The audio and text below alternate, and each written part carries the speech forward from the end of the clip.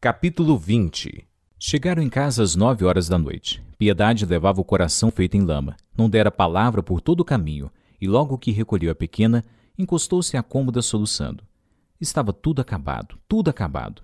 Foi à garrafa de aguardente, bebeu uma boa porção, chorou ainda, tornou a beber e depois saiu ao pátio disposta a parasitar a alegria dos que se divertiam lá fora. A das dores tivera jantar de festa. Ouviam-se as risadas dela e a voz avinhada e grossa do seu homem, o tal sujeito do comércio, abafadas de vez em quando pelos berros da machona, que ralhava com Agostinho. Em diversos pontos cantavam e tocavam a viola. Mas o cortiço já não era o mesmo. Estava muito diferente. Mal dava ideia do que fora. O pátio, como João Romão havia prometido, estreitara-se com as edificações novas. Agora parecia uma rua, toda calçada por igual e iluminado por 3 lampiões grandes, simetricamente dispostos.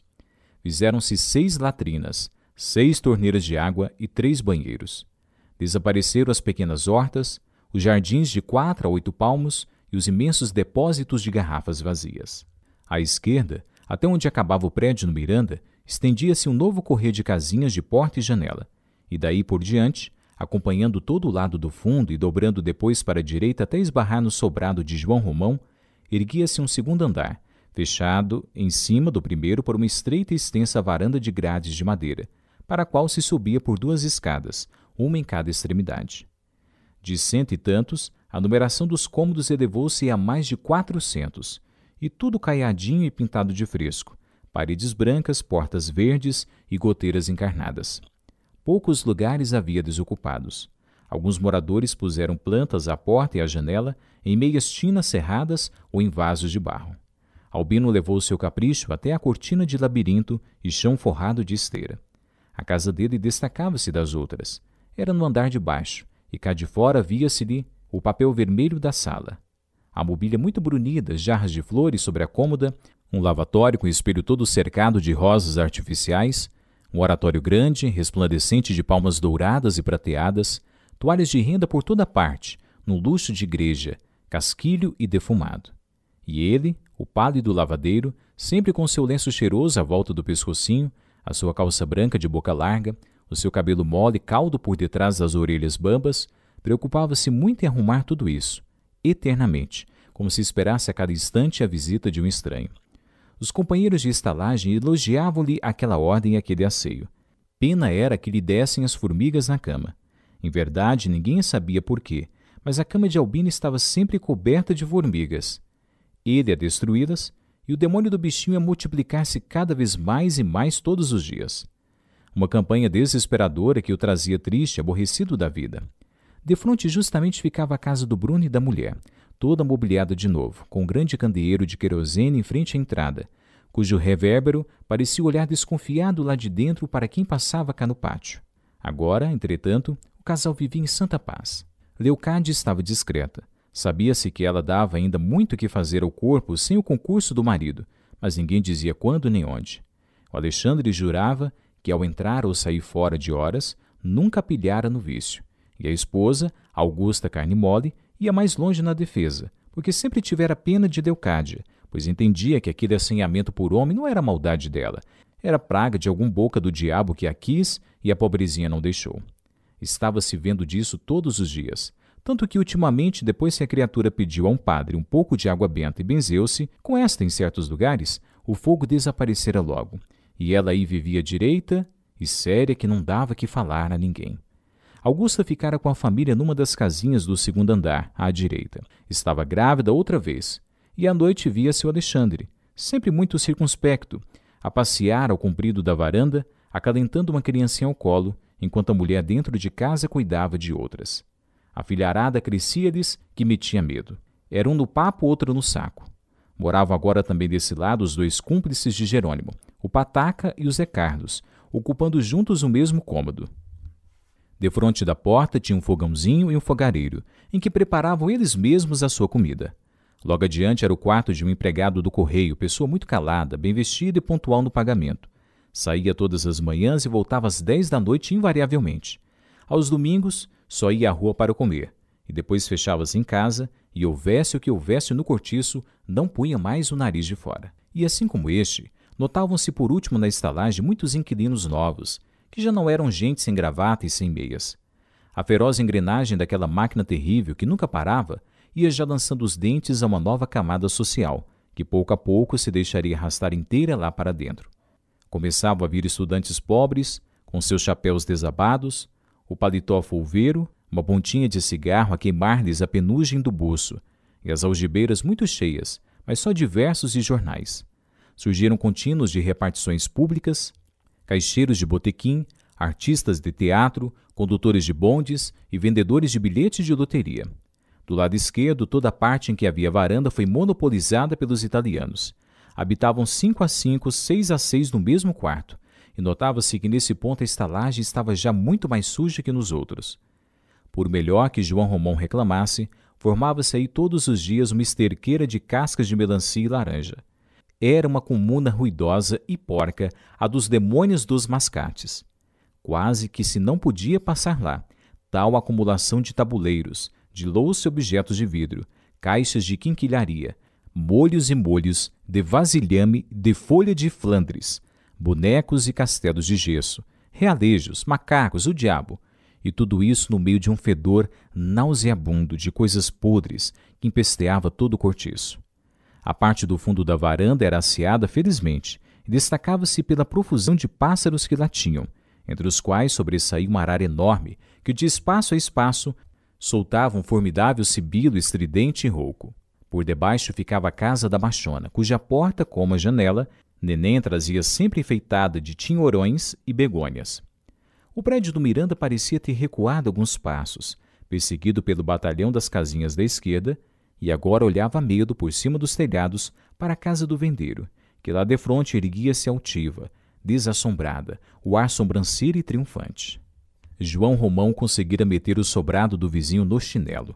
O seu era mais alto e mais nobre, e então com as cortinas e com a mobília nova impunha respeito.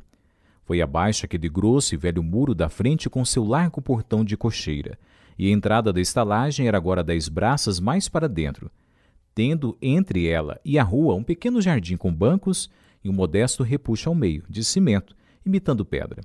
Fora-se a pitoresca lanterna de vidros vermelhos, foram-se as iscas de fígado e as sardinhas preparadas ali mesmo à porta da venda sobre as brasas.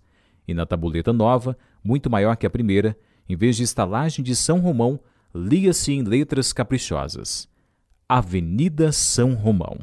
O cabeça de gato estava vencido finalmente, vencido para sempre. Nem já ninguém se animava a comparar as duas estalagens. À medida que a de João Romão prosperava daquele modo, a outra decaía de todo. Raro era o dia em que a polícia não entrava lá e baldeava tudo aquilo à espadeirada de cego. Uma desmoralização completa. Muitos cabeças de gato viraram casaca, passando-se para os carapicos, entre os quais um homem podia até arranjar a vida, se soubesse trabalhar com jeito em tempo de eleições. Exemplos não faltavam. Depois da partida de Rita, já se não faziam sambas ao relento com o choradinho da Bahia. E mesmo Cana Verde 35 pouco se dançava e cantava. Agora o forte eram os forrobodós dentro de casa, com 3 ou 4 músicos, ceia de café com pão, muita calça branca e muito vestido engomado. E toca a enfiar para aí quadrilhas e poucas até romper a manhã. Mas naquele domingo o cortiço estava banzeiro. Havia apenas uns grupos magros que se divertiam com a viola à porta de casa. O melhor, ainda assim, era o das Dores. Piedade dirigiu-se logo para lá, sombria e cabisbaixa. Com o demo, você anda agora que nem o boi castrado, exclamou-lhe o pataca, assentando-se ao lado dela. As tristezas atiram-se para trás das costas, criatura de Deus. A vida não dá para tanto. O homem deixou-te? Ora, sebo, mete-se com outro e põe o coração à larga. Ela suspirou em resposta, ainda triste. Porém a garrafa de Paraty correu à roda, de mão em mão, e à segunda volta Piedade já parecia outra. Começou a conversar e a tomar interesse no pagode. Daí a pouco era, de todos, a mais animada, falando pelos cotovelos, criticando e arremedando as figuras ratonas da estalagem. O pataca ria-se, a quebrar a espinha, caindo por cima dela e passando-lhe o braço na cintura. Você ainda é mulher para um homem fazer uma asneira.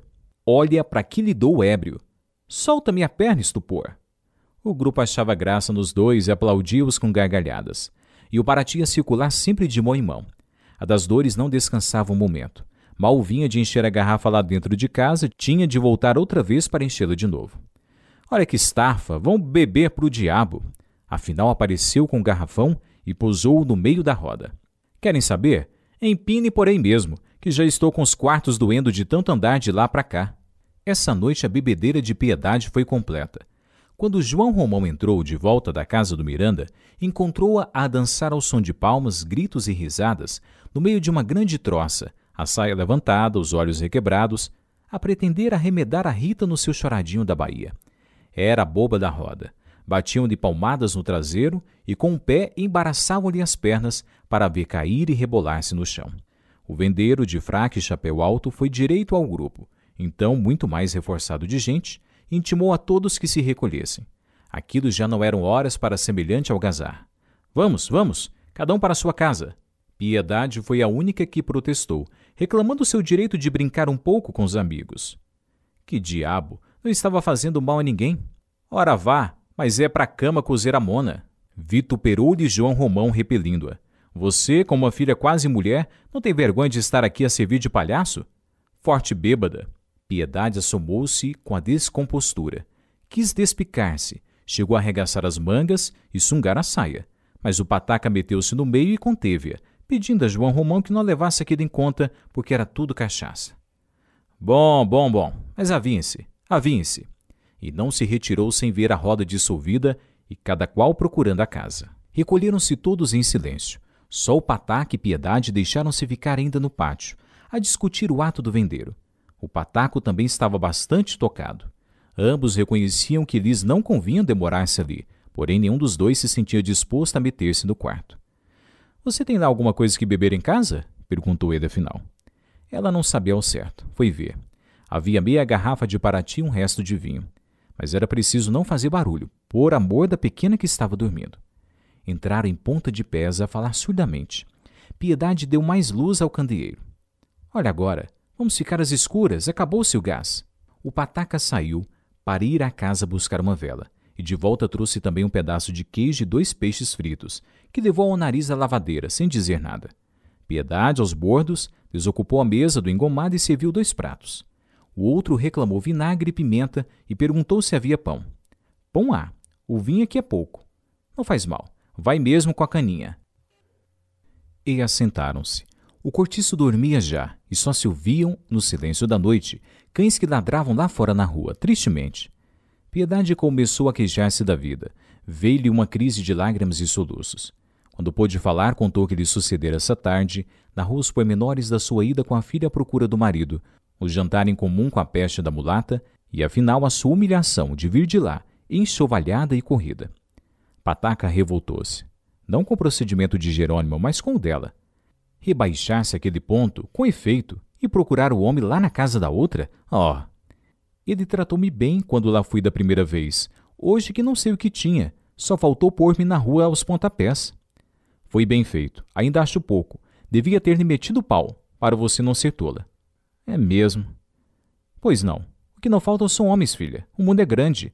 Para um pé doente há sempre um chinelo velho. E ferrou-lhe a mão nas pernas. Chega-te para mim, que te esquecerás do outro. Piedade repeliu, que se deixasse de asneiras. Asneiras? É o que se leva desta vida. A pequena acordara lá no quarto e viera descalça até a porta da sala de jantar, para espiar o que faziam os dois. Não deram por ela. E a conversa prosseguiu, esquentando à medida que a garrafa de Paraty se esvaziava. Piedade deu de mão aos seus desgostos. Pôs-se a papaguear um pouco. As lágrimas foram-se-lhe. E ela manducou então com apetite, rindo já das pilhérias do companheiro, que continuava a apalpar-lhe de vez em quando as coxas. Aquelas coisas assim, sem esperar, é que tinham graça, dizia ele, excitado e vermelho, comendo com a mão, a embeber pedaços de peixe no molho das pimentas. Bem tolo era quem se matava. Depois lembrou que não viria fora de propósito uma xicrinha de café. Não sei se há, vou ver, respondeu a lavadeira, erguendo-se agarrada à mesa. E bordejou até a cozinha, a dar esbarrões pela direita e pela esquerda. Tento no leme que o mar está forte, exclamou Pataca, levantando-se também para ir ajudá-la. Lá perto do fogão agarrou-a de súbito, como um galo abafando uma galinha. Larga! Repreendeu a mulher, sem forças para se defender. Ele apanhou-lhe as fraldas. Espera, deixa! Não quero. E ria-se por ver a atitude cômica do Pataca vergado defronte dela. Que mal faz? Deixa. Sai daí, diabo. E cambaleando, amparados um no outro, foram ambos ao chão. Olha que peste, resmungou a desgraçada, quando o adversário conseguiu saciar-se nela. Marraios te partam! E deixou-se ficar por terra. Ele pôs-se de pé, e ao encaminhar-se para a sala de jantar, sentiu uma ligeira sombra fugir em sua frente. Era a pequena que fora espiar a porta da cozinha. Pataca assustara-se. Quem anda aqui a correr como gato? Perguntou, voltando a ter com Piedade, que permanecia no mesmo lugar, agora quase adormecida. Sacudiu-a. Olá, queres ficar aí, ó criatura? Levanta-te, anda a ver o café. E tentando erguê-la, suspendeu-a por debaixo dos braços. Piedade mal mudou a posição da cabeça, vomitou sobre o peito e a barriga uma golfada fétida. Olha o demo, resmungou Pataca. Está que se não pode lamber. E foi preciso arrastá-la até a cama que nem uma trouxa de roupa suja. A infeliz não dava acordo de si. Senhoria acudira, perguntando aflito o que tinha mãe. Não é nada, filha, explicou Pataca. Deixa dormir que isso passa. Olha, se animou em casa, passa-lhe um pouco atrás da orelha e verás que amanhã acorda fina e pronta para outra. A menina desatou a soluçar. E o Pataca retirou-se a dar encontrões nos trastes, furioso porque afinal não tomara café. Sebo.